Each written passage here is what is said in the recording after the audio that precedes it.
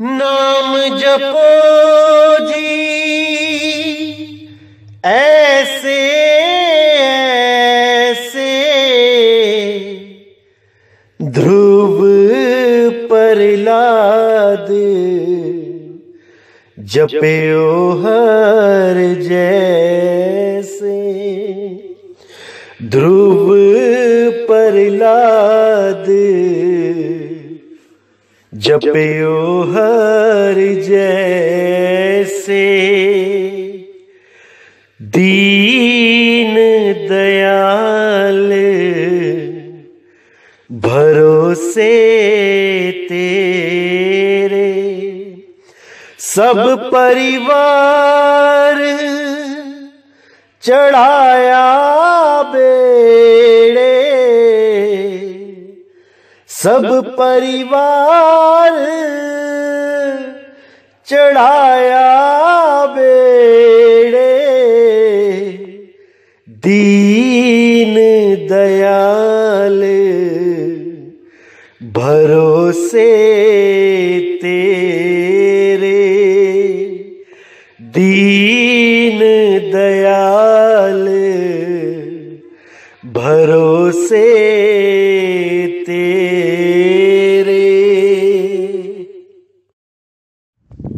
नमस्कार मेरे प्यारे भाइयों, मेरे परम पिता परमात्मा के प्यारे जीव हंसों, मैं बंदी छोड़ से यही अरदास करता हूं कि आप सब मेरे भाइयों का विवेक पहले से ज्यादा और ज्यादा से ज्यादा बढ़ता ही जाए और ऐसी कोई दुविधा ना रहे जो मेरे भाइयों के मन में 1% भी घर कर पाए। ऐसा कोई भी भरम भूत इस दिमाग में ना बचे जो मेरे भाइयों को 1% भी परेशान कर पाए। क्योंकि जब तक सारे भरम ना मिट जाएं, तब तक आप भक्ति शुरू भी नहीं कर सकते। भक्ति शुरू करने से पहले सारे कंसेप्ट क्लियर होने चाहिए। एक भी फांस नहीं होनी चाहिए पैर में। अगर पैर में फांस होगी तो आप चल नहीं पाओगे। इसलिए पहले हर तरह की फांस को निकाल देना है। पहले हर तरह के भ्रम को खत्म कर देना है। निर्भय पद को प्राप्त करना है, उसके बाद भक्ति शुरू होती है। ऐसा नहीं होता कि आपने आज सत्संग सुने और 10 दिन के अंदर ही आप नाम दीक्षा लेने के लिए तड़पने लग जाओ। अच्छी बात है, विवेक जाग गया, अच्छी बात है, हर चीज समझ में आने लगी, अच्छी बात है कि परमात्मा की दया होने लगी। लेकिन मेरे भाई, समय बहुत जरूरी होता है। किसी भी काम को करने में समय देना पड़ता है। कोई भी रिश्ता बनाने के लिए समय देना पड़ता है। एक छोटे से छोटा भी रिश्ता अगर आप निभाना चाहोगे, उसमें भी आपको समय देना पड़ता है। बिना समय दिए कोई रिश्ता नहीं निभा सकते। तो ये रिश्ता तो भाई गुरु शिष्य का रिश्ता है। ये सारे रिश्तों में सबसे सर्वोपरि रिश्ता है। इस रिश्ते को बनाने में भी जल्दबाजी नहीं करनी चाहिए। अच्छी तरह ज्ञान को समझो। 1 साल समझो, 2 साल समझो, 10 साल समझो, लेकिन समझ बूझ के ही आना चाहिए। जल्दबाजी का काम शैतान का होता है। जल्दबाजी में हमेशा नुकसान होता है। अभी सत्संग सुनो, गहराई से सुनो, एक एक चीज को क्लियर करो। और जब सारी चीजें क्लियर हो जाएं, केवल तभी नाम दीक्षा लेनी चाहिए। अगर 1% भी भ्रम रहा दिमाग में, तो नाम दीक्षा लेने के बाद भी आप भक्ति नहीं कर पाओगे। क्योंकि भक्ति करने से पहले निसंशय होना पड़ता है। संशय नाम की कोई चीज दिमाग में नहीं होनी चाहिए। जब तक संशय रहेगा, तब तक काल का जोर आपके ऊपर रहेगा। क्योंकि काल का पहला काम ही संशय डालना है। जैसे ही संशय आपके दिमाग में आती है, आप भक्ति करना स्टॉप कर देते हो, रुक जाते हो, चलते हुए कदम रुक जाते हैं। और ये काल के दूत तो यही चाहते हैं कि आप भक्ति ना कर पाओ। इसीलिए ये नया से नया आडंबर लेके आते हैं आपके सामने। ऐसी ऐसी वीडियोस बनाते हैं जहां आपके दिमाग में भरम भूत आ जाए। लेकिन जो मेरे भाई अच्छी तरह समझ के इस ज्ञान को परख के जुड़ते हैं, उनको ये काल के दूत हिला नहीं सकते। लेकिन जो अभी कच्चे घड़े होते हैं, वो बेचारे इनके जाल में फंस जाते हैं। क्योंकि मैंने पहले भी बोला था कि जो लकड़बग्गे होते हैं, उनके सामने अगर शेर का बच्चा और हिरन का बच्चा दोनों आ जाएं, तो पहले वो शेर के बच्चे को मारते हैं। क्योंकि उनको पता है ये बड़ा होके शेर ही बनेगा और हमारे लिए भोजन नहीं छोड़ेगा, ये सारे हिरन समाप्त कर देगा। इसीलिए वो शेर के बच्चों को पहले शेर और शेरनी से दूर करते हैं और उसके बाद उनका खात्मा कर देते हैं। इसी प्रकार ये काल के दूत सबसे पहले आपको इस मूल ज्ञान से अलग करने की कोशिश करेंगे। ये आपके दिमाग में यही भरने की कोशिश करेंगे कि ये पंथ नकली पंथ है, इस पंथ में सार शब्द का ज्ञान नहीं है, इस पंथ में किसी को अनुभव ही नहीं हुआ है। ऐसी ऐसी बातें करेंगे कि आपके दिमाग में कोई ना कोई संशय रूपी बीज पड़ ही जाए। और याद रखना मेरे भाइयों, जब ये बीज आपके दिमाग में पड़ गया तो एक दिन ये जरूर पेड़ बन जाएगा। इसीलिए इस बीज को पड़ने ही नहीं देना है, पड़ने ही नहीं देना है। और उसका एक ही रास्ता है कि आप इस मूल ज्ञान को शुरू से लेके अंत तक हर सत्संग सुनो, गहराई से सुनो। इसके अलावा और कोई चारा नहीं है कि आप इन काल दूतों का सामना कर सको। क्योंकि ये बहुत शातिर हैं, ये कहीं ना कहीं आपको गिरा ही लेंगे। लेकिन आपने अगर इस मूल ज्ञान को अच्छी तरह समझ लिया है, तब इनकी दाल नहीं गलने वाली। इसलिए मेरे भाइयों, हर सत्संग को गहराई से सुनो, पूरा विवेक लगाओ, पूरा विचार करो, उसके बाद ही निर्णय लो। जल्दबाजी कभी मत करो, कभी मत करो। क्योंकि जल्दबाजी में हमेशा नुकसान ही होता है। भले आप इस पंथ में जुड़ना चाहते हो, लेकिन गहराई से समझ के जुड़ो, ताकि आपकी नींव मजबूत होवे और उसके ऊपर विश्वास रूपी बिल्डिंग बनती ही चली जाए। और अंत में विश्वास के द्वारा ही परमात्मा की प्राप्ति होती है। क्योंकि साहिब ने भी बोला है कि मोह को कहां ढूंढे रे बंदे, मैं तो तेरे पास में, खोजी होए तुरंत मिल जाऊं एक पल की तलाश में। कहे कबीर सुनो भाई साधो, मैं तो हूं विश्वास में। क्योंकि परमात्मा का ज्ञान केवल विश्वास के ऊपर ही टिका है। जब आपको वो गुप्त भेद बताया जाता है, तब इसका मतलब ये नहीं होता कि आपको कुछ दिखाई देने लग जाएगा या आपको उसी वक्त कुछ सुनाई देने लग जाएगा। ऐसा नहीं होता। विवेक के द्वारा आपको यह परखना होता है कि जो स्थान बताया गया है, क्या वो सही है या गलत। जो परमात्मा का द्वार बताया जा रहा है, वो सही है या गलत। उसके बाद आपने पूर्ण विश्वास करके उस पे टिक जाना होता है। अपनी सूरत को वहां टिका लेना होता है। क्योंकि सूरत को टिकाने के बाद ही वो सार शब्द प्रकट होता है। वो सार शब्द कोई लेने देने की चीज नहीं है कि गुरुजी आपको कुछ देंगे और आप गुरुजी से कुछ लोगे। ऐसा नहीं है भाई। सार शब्द का मतलब है कि वो शब्द जिसके द्वारा ये ब्रह्मांड चल रहा है, ये संसार चल रहा है, ये सब कुछ चल रहा है। आपका शरीर भी उसी की वजह से चल रहा है। अब जिस चीज की वजह से आपका शरीर चल रहा है, वो चीज आपको कौन दे सकता है? अरे वो तो आपके पास पहले से ही है, बस आपने उसका अनुभव करना है। ऐसा भेदी गुरु मिले जो खुद भी अनुभवी हो और आपको भी अनुभव करवा दे। ऐसा गुरु नहीं चाहिए कि कुछ बोल के पकड़ा दे और हो गया सार शब्द। ऐसे गुरुओं से सावधान रहना चाहिए। अरे कबीर साहब तो कहते हैं, अकह नाम वह कहा ना जाई, अकह नाम गुरु कह कह समझाई। गुरु कह कह के समझाता है उस नाम को, ना कि वो बोल के नाम ही दे देता है। बोल के नाम नहीं दिया जाता, बोल के नाम समझाया जाता है। नाम की महिमा समझाई जाती है, ना कि बोल के सार शब्द दिया जाता है। इसीलिए साहिब ने कहा, जो पहुंचा जानेगा वाही, वो कहन सुनन से न्यारा है। जो उसको समझ लेगा, जो उसको जान लेगा, सुरत के द्वारा उसका अनुभव कर लेगा, केवल वही सार शब्द को पाने का हकदार होगा।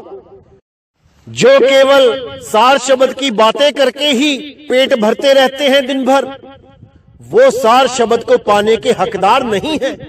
उनका जीवन ऐसे ही बीत जाएगा, लेकिन कभी सार शब्द को अनुभव नहीं कर पाएंगे, क्योंकि उन्होंने सार शब्द को चीना ही नहीं। सुरत के द्वारा, वो कानों के द्वारा ही चीनते रहे। इसीलिए मेरे भाइयों, अच्छी तरह समझ लो, ये मूल ज्ञान है।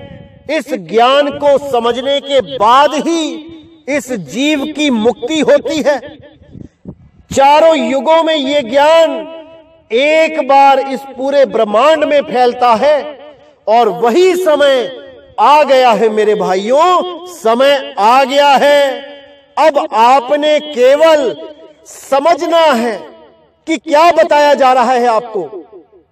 एक एक वाणी पे निर्णय करना है, हर वाणी पर विचार करना है, और एक मत होके सारे विश्व में सत्य नाम का डंका बजाना है, क्योंकि सत्य नाम ही हम सब का पिता है। घासीदास महाराज ने तो उसको सतनाम पिता करके बताया है। जो भी घासीदास महाराज से जुड़े हुए हैं, वो भली भांति जानते हैं कि सतनाम पिता कौन है, लेकिन वो ये नहीं जानते कि सतनाम पिता का स्वरूप क्या है, उसको प्राप्त कैसे किया जाए।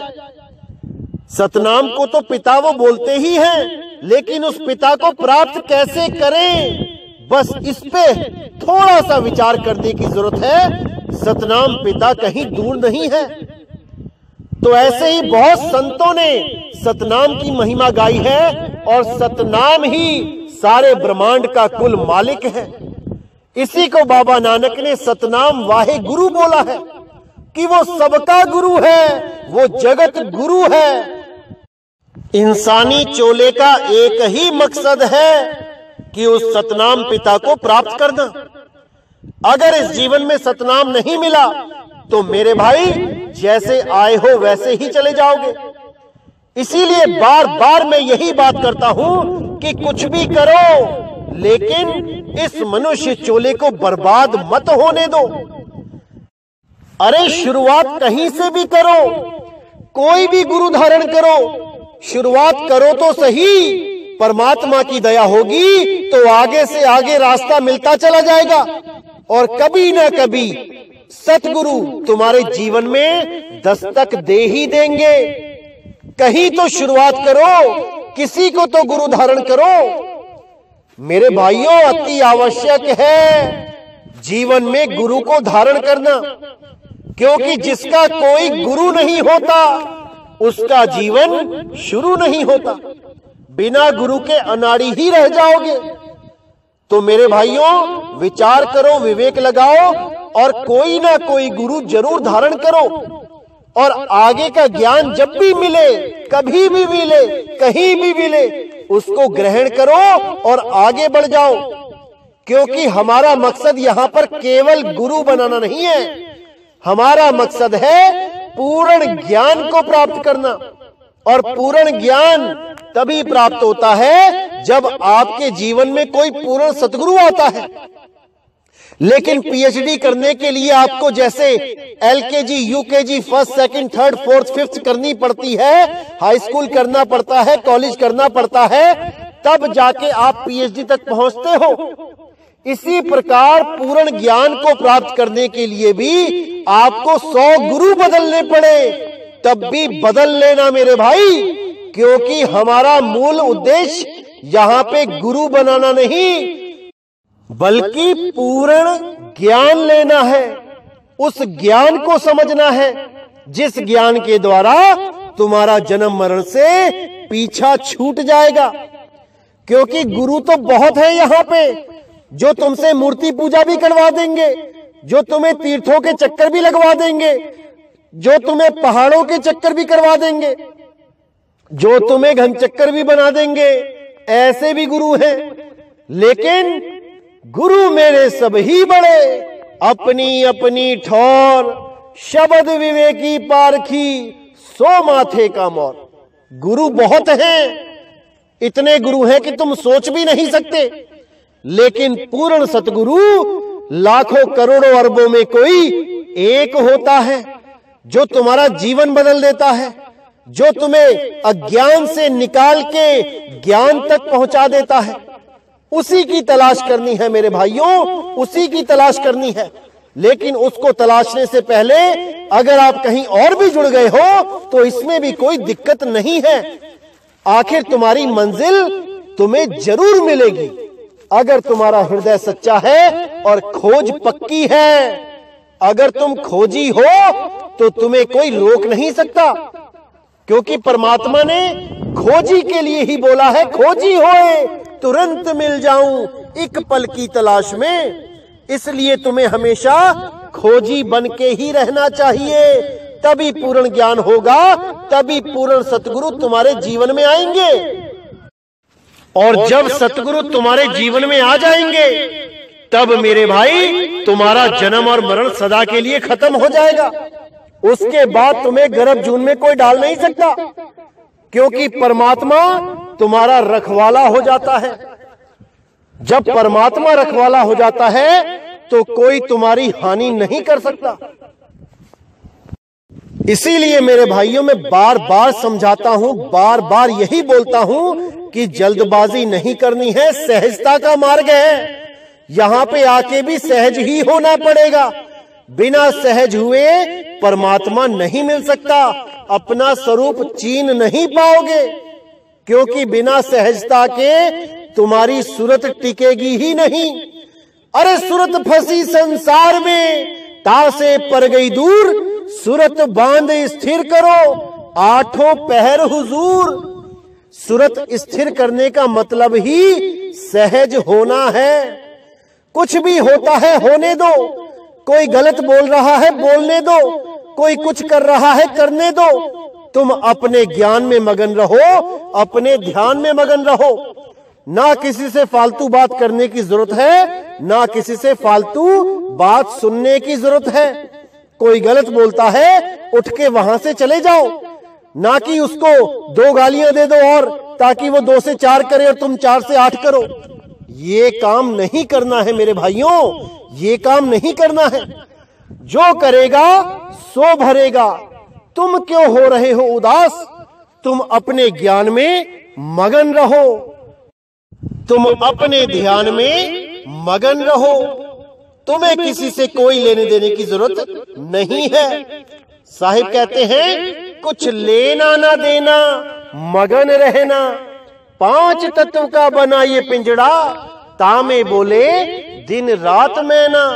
कुछ लेना ना देना, मगन रहना। बस मगन रहो, अपने ज्ञान में अटल रहो, अपने ध्यान में अटल रहो, अपनी सूरत को टिकाओ। क्योंकि संसार तो यही चाहेगा कि तुम्हारी सूरत भटकती रहे, तुम भक्ति ना कर पाओ। क्योंकि काल के दूत यही करते ही आए हैं आज तक। तुम्हारी सूरत को भटकाने के लिए बहुत से जंजाल बुनते ही आए हैं, लेकिन तुमने अपनी सूरत को टिकाना है, भरमाना नहीं है। तो मेरे भाइयों, अच्छी तरह समझ जाओ कि जल्दबाजी नहीं करनी है, पूरा विवेक लगाओ, पूरा विचार करो, तब इस पंथ में आके जुड़ो। क्योंकि बिना विवेक के जो भी इस पंथ में जल्दबाजी में आया है वो उतना ही जल्दी छोड़ के भी गया है। क्योंकि मेरे भाई, इस ज्ञान पे अटल होना बच्चों का खेल नहीं है, सिर धड़ की बाजी लगानी पड़ती है, सिर साटे की भक्ति है भाई। ये कोई मजाक नहीं चल रहा है कि आज सत्संग सुना और 10 दिन में आके नाम लिया और 15वें दिन में बोलो कि हमारा जी ध्यान नहीं टिक रहा है। इस ज्ञान को अच्छी तरह समझ लो, अच्छी तरह विचार लो कि ये रास्ता सही है या नहीं, और जब लगे कि यही रास्ता सही है, उसके बाद सिर साटे की भक्ति है, उसके बाद केवल सरेंडर करना है, उसके बाद केवल दृढ़ होके चलना है। क्योंकि चलोगे तभी मंजिल तक पहुंचोगे।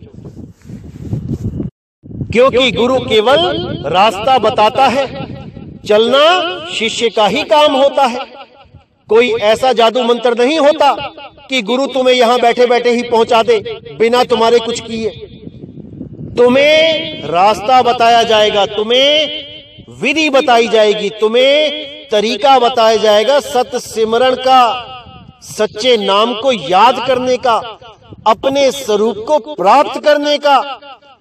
तब आपका ये जन्म और मरण सदा सदा के लिए समाप्त हो जाएगा। तो मैं यहीं पे अपनी वाणी को विराम देता हूं और अगला सत्संग बहुत जल्दी आएगा और बहुत इंपॉर्टेंट वाणी होगी।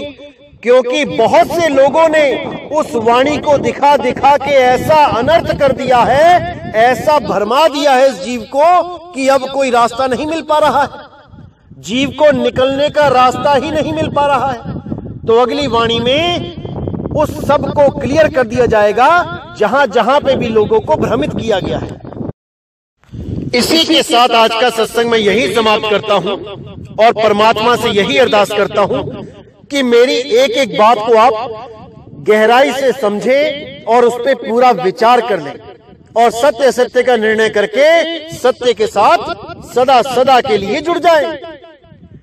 तो आज का सत्संग मैं यही समाप्त करता हूं। बोलिए सतगुरु बंदी छोड़ सतगुरु सत्य कबीर साहिब की सदा ही जय हो, सदा ही जय हो मेरे मालिक की साहिब बंदगी सतनाम।